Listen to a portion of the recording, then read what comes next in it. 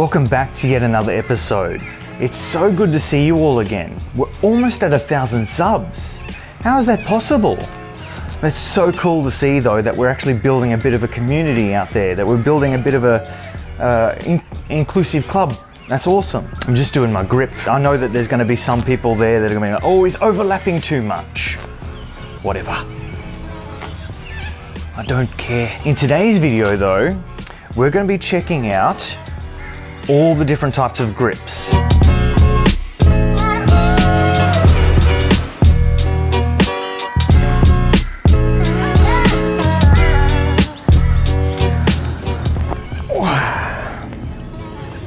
Of course, it's been raining again. Okay, now before we mark anything down on this racket, I just want to point out that the butt cap is our bevels, okay? You can see them very clearly here. You got bevel number 1 at the top, number 2 on the side, 3, 4, 5, 6, 7, and 8. Okay, so we've got a bit of an octagon here. What I'm going to do is I'm going to mark down on the top here, bevel number 1.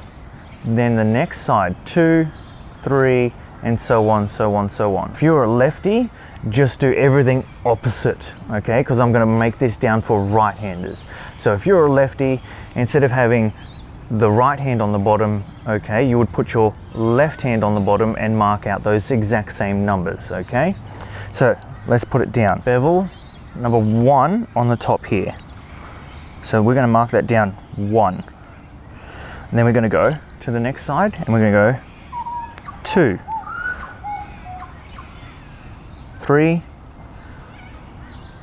4, 5, 6, 7, and 8. I apologize for my handwriting, but there you have it. Now, when we get to the two-handed backhand, I'm going to be putting some numbers up the top here, but don't stress about that just yet. So the next thing I'm going to do is I'm going to put down a bit of a mark on my index knuckle and the base of my palm here. Now you can very clearly see that I get a bit of callousing or hard skin on the base of my palm because that's where the racket sits generally. Okay, you want it down the edge of your hand. And you'll also notice with a lot of tennis players that they'll get calluses or blisters along here and sometimes along the finger knuckles here, if that's what you want to call them. And another common one for tennis players is inside the thumb, just here, very hard skin. You may find that as a beginner or intermediate player, still getting into playing quite a bit, you might find that you get blisters along there. Okay, this is just common, it happens, but once your skin hardens up a bit, you won't ever get blisters again. Unless you take a break for tennis and then come back again, you'll get those blisters. But if you keep playing consistently, those blisters, you'll get them and then you won't. So let's mark down the index knuckle.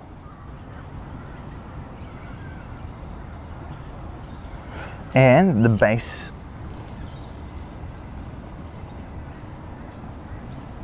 Now let's start off with the Eastern forehand grip. So this is the Federer grip. So this grip here, we're going to put our index knuckle, so this one here, on bezel number 3. So remember if we look at the full racket down the side like this, we've got 1 on the top, as you can see, 2, then 3.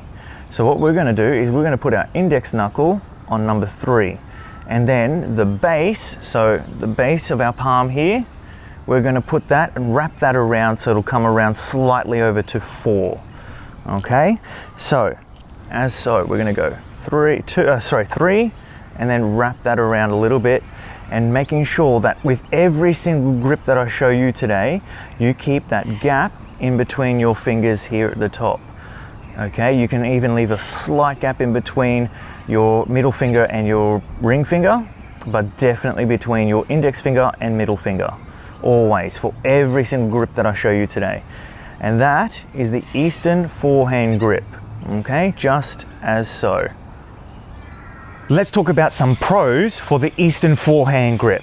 So for the Eastern forehand grip, a couple of pros are, it's the easiest grip to learn with. So if you're a beginner and you're wanting to get into tennis for the first time, the Eastern forehand grip is probably what your coach will get you to do.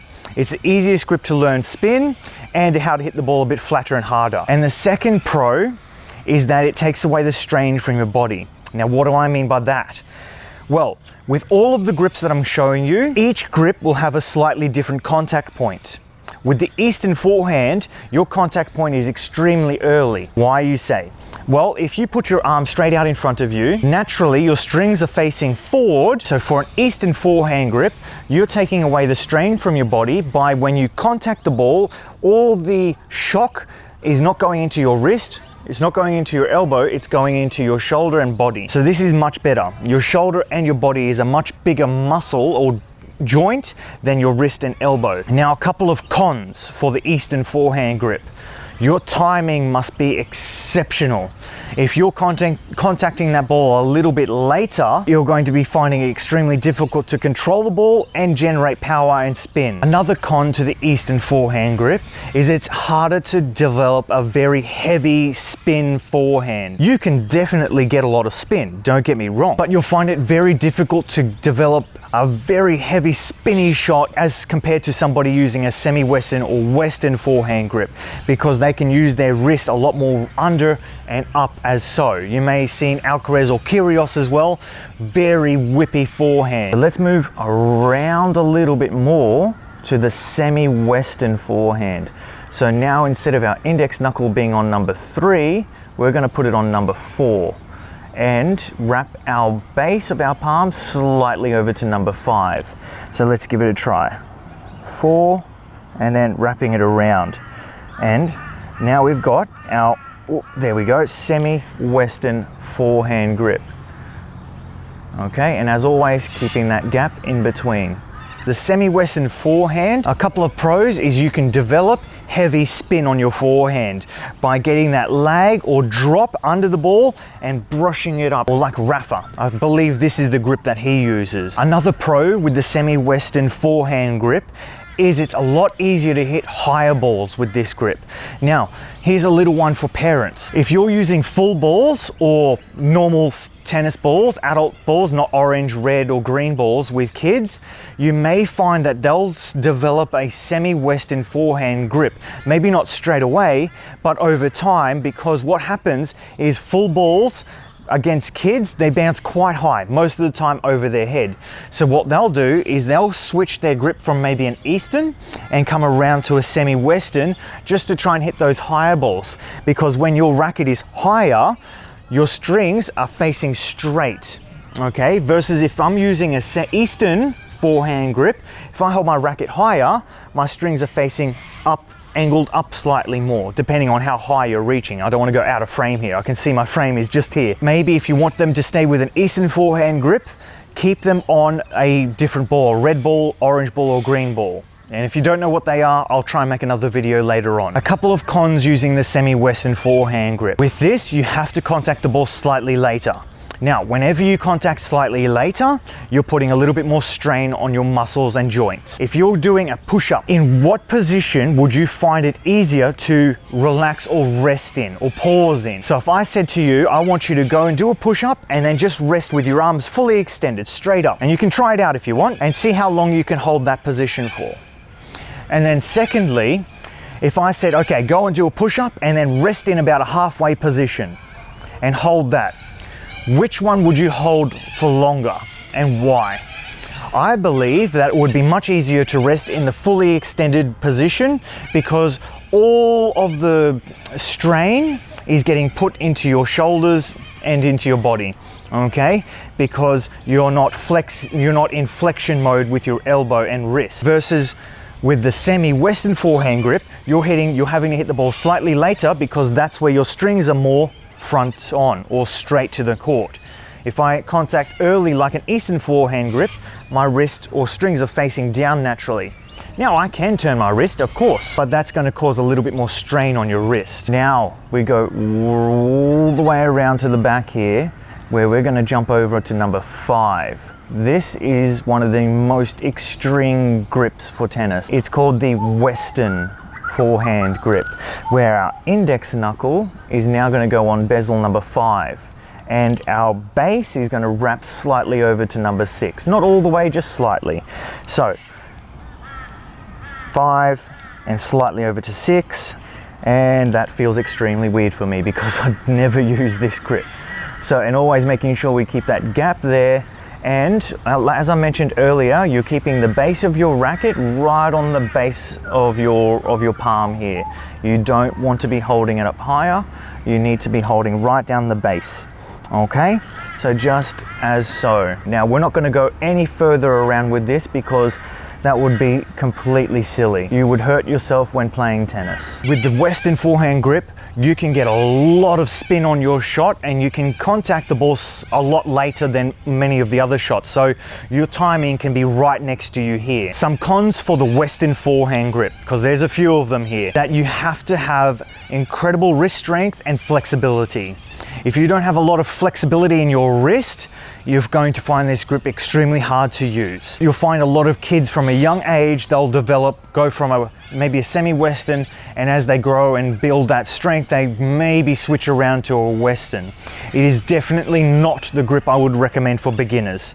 By all means, you can go and use it and try it out, but I would not recommend this grip for somebody just beginning.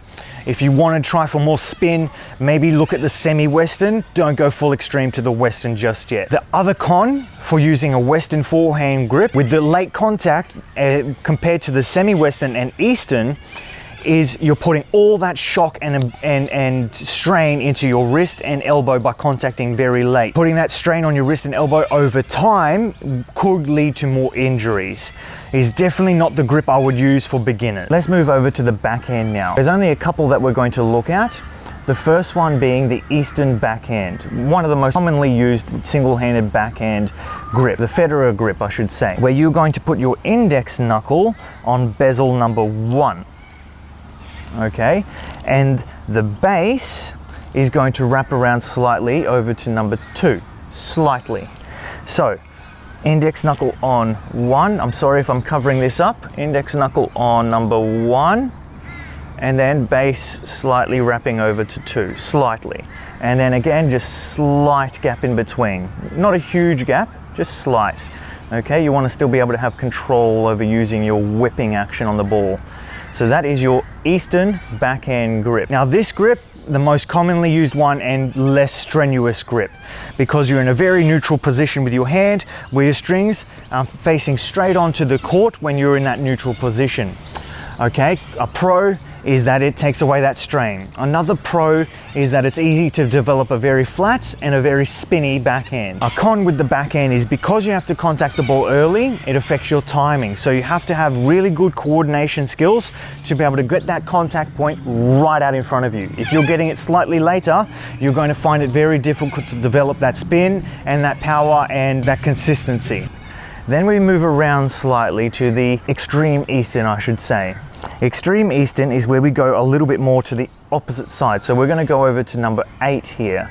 Okay, so instead of going around where the forehand is, so we go 2, 3, 4, we're going to go backwards here. So we're going to go 1 and imagine that this is 2, but we're going to 8. Okay, so this is the backhand side. So we're going to put our index knuckle again on bezel number 8. Okay, and wrap slightly over to number 1 for the base. And that is your Extreme Eastern backhand grip. Let's have a look at the Extreme Eastern backhand grip. Now with this one, your contact point still has to be early, but you're going to have to roll your wrist around a little bit more on contact to get your strings to come up a little bit more. Another pro is you can develop a lot more spin with this grip. It's a little bit harder to develop a flatter, powerful backhand, but you can develop a lot more spin. A con for the Extreme Eastern backhand grip, you're going to have to use a lot more wrist strength and flexibility to roll your wrist upon contact to get that ball to go over. Otherwise, what's going to happen is you'll find you're hitting the net quite a lot because naturally in your relaxed position, your string face is slightly more angled down. As I mentioned earlier, I did say I was going to put some more numbers up the top here for double-handed backhands. So the way we're going to do this is in the opposite direction to these numbers here. So at the top, we're going to go counting anti-clockwise. So we're going to go 1, 2, 3, 4, and so on. Whereas on this side, we're going clockwise. 1, 2, 3. All right, let's have a look. 1, 2, 3, 4, 5, 6, 7, 8. And just as we did for my dominant hand, I'm going to do the same thing for my non-dominant and put the mark on my index knuckle and on the base. I'm just going to show you a couple of the most commonly used ones, well, for our dominant hand and non-dominant hand. Okay, your dominant hand will always go down the bottom. Always, no matter if you're lefty or righty, and your non-dominant hand will go on the top. Let's first have a look at the dominant hand. Now, the most commonly used one for this is where we use Continental grip. Continental is used for serves and volleys as well. Continental is where you've got your index knuckle, okay, is going to go on bezel number 2. So just as so, like this. So we've got number 2, I'm going to go on top, just like that.